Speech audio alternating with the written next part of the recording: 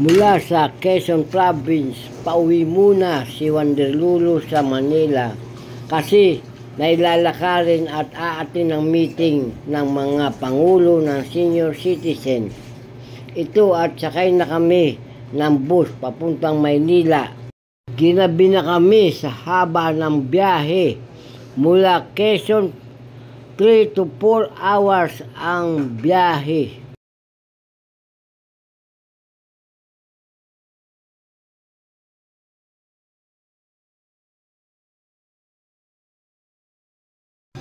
Kinabukasan, ito na at kasama na ako ng mga pangulo ng senior citizen at nagpupulong na kami.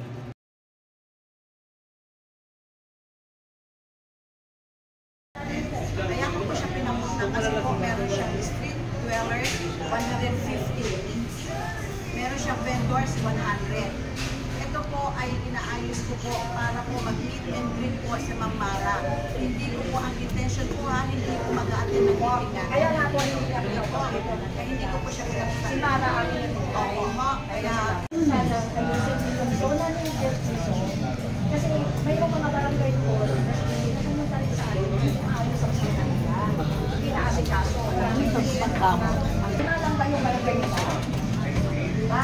Gusto namin ayusin yung president kasi kung hindi natin naman namin nasabi ko bakit pwede nangyari yun.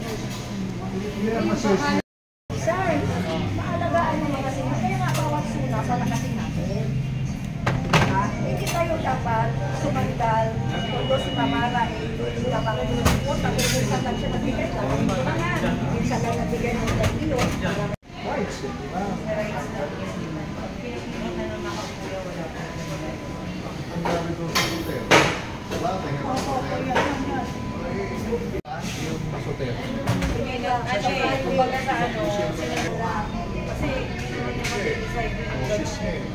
hindi nakakumang na yung